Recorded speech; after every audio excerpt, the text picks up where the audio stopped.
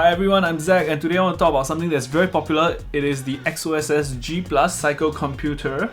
For the uninitiated people out there, the XOSS G Plus is popular because it is very cheap. It gives you a lot of value for the money. Right? I think this costs less than 50 Singapore dollars.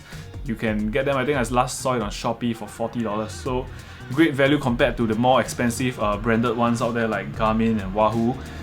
Even cheaper than the Decathlon one. And for the even more uninitiated people out there, a cycling computer basically is this tiny little device that you mount on your bicycle that is able to track and record your ride. So it can tell you things like your speed, your distance, maybe the time, yada yada. So with that out of the way, I want to share with you my thoughts on the XOSS G Plus.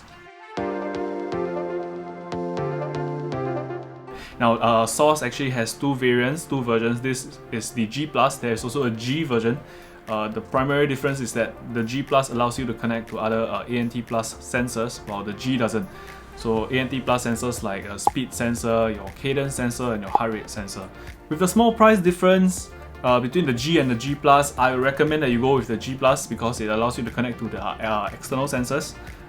It's always better to have the option than to not have it, and since the price difference is so small, I think it's less than $10 difference, you might as well just go for the G Plus. The G Plus is a GPS cycling computer, so it uses GPS to calculate your speed and your distance. Now what that means is that if you live in an area with bad GPS coverage or you mainly cycle indoors, the XOSS G Plus wouldn't be able to tell your speed and distance unless you pair it with a speed sensor that's sold separately. They might use the XOSS G Plus, takes about 10 seconds from the moment I start my ride for it to be locked onto the GPS, and after that it pretty much never stopped and it never got disconnected. I've never had any issues where it dropped out. I only had one experience where the G Plus failed on me. It is when I had my GoPro mounted underneath the G Plus. And to be fair, the GoPro was connected wirelessly to my phone, so the wireless radio might have messed up the GPS in some way. So if you ride with your GoPro on and you're planning to get a G Plus, just bear that in mind, the XOSS G Plus may just stop working. The G Plus is a straightforward device to use as it doesn't have a lot of fancy features.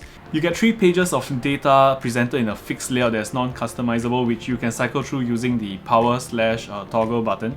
On the first page, we will see what I call the current data. It shows you your current speed, distance, move time, and if you have a heart rate and cadence sensor pad, you also see them on this page as well. On the next page, you see all the average data, so you get your average speed, average cadence, average heart rate. You also see your current altitude using the built-in barometric altimeter, as well as the gradient of the slope that you're currently riding on. On the last page, we see all the max data, such as your max speed, your max heart rate, your max cadence, also the current time of the day, which is the clock, and the odometer. As you can see, the G Plus shows you all the data that you probably need, but it does so in a way that is non-customizable. So I would love to have the ability to customize the data around. For example, if I can have my average speed shown on the same page as the current speed, I think that would be helpful for a lot of riders out there who are training. Unfortunately, this version doesn't have it. It's only $40, I know, so I shouldn't really be complaining, but it's something that I really like to see, and this is probably my biggest complaint of the G Plus. Next, let's talk about the battery life on the G Plus. XOSS claims 25 hours of usage, which is more than enough for most people. I think for most people, this thing can last for a week or more, so you don't really have to charge it that much. But when you do need to charge the G Plus, you just have to take it off the mount, and then there is a flap at the back that you can just open, and then you get a micro USB port at the back. Again, I would love to have a USB-C port at the back, but this is $40, so yeah. There is an accompanying app for the XOSS G Plus. It's called the XOSS app, the XOSS app, that you can download on your phone. So with that app, you can dive in and change the settings of the cycle computer.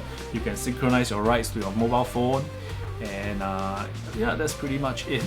The app also supports some third-party platforms integrations such as Strava and Training Peaks. After you synchronize your workout from the G Plus to your phone, it will automatically be uploaded and synchronized to your Strava account or your Training Peaks account. So that's pretty neat. If you don't use any of these third-party platforms, the XOSS app allows you to look through your workout and see all the data, the metrics. It presents it with fancy graphs, which is neat. Another thing that I can nitpick for the G Plus is the time it takes to sync the ride between the G Plus and the phone. It takes forever. I really mean forever. Like a 60 KB file size can take up to a minute or 2 minutes to synchronize, which is I feel like I'm living the year 2000 again. Transferring via infrared, it takes a very long time. If you just went for a long ride, good luck. Just put your phone and the G Plus aside for 5 minutes.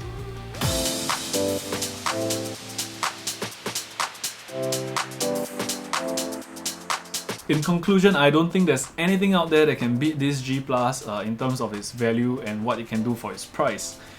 I mean, sure, you have your Garmins, you have your Wahoos, you know, all these expensive brands out there that can do a lot more, like, you know, GPS turn-by-turn navigation, it can give you your segments and things like that. But those also cost a lot more. Those are a lot more expensive. I think some are even like 10 times more expensive. So if you're looking for a cycling computer that does all the basic things well, you know, being able to read the speed and distance, you don't need all the fancy features, I highly recommend the XOSS G Plus.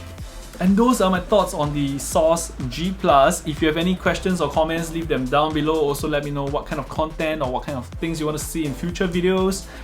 Do consider subscribing if you like what you're watching. If not, till we meet again, ride safe and stay safe. Bye bye.